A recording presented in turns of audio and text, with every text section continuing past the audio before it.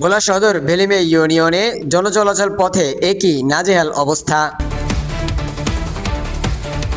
ভেলুমিয়া ইউনিয়নের ভেলুমিয়া বাজারে রাস্তার দুপাশে কাঁচা মাটি থাকার কারণে সাময়িক বৃষ্টিতে পানি জমে কাদা হয়ে যাচ্ছে, যার ফলে ভেলুমিয়ার মানুষের চলাচল পথে খুবই বাধা হয়ে দাঁড়াচ্ছে।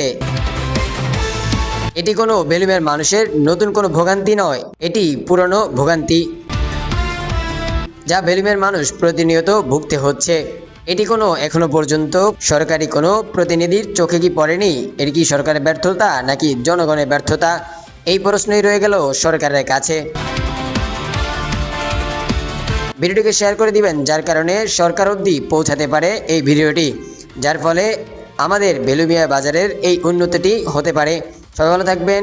দেখেছেন ভোলা ভিশন। আল্লাহ হাফেজ।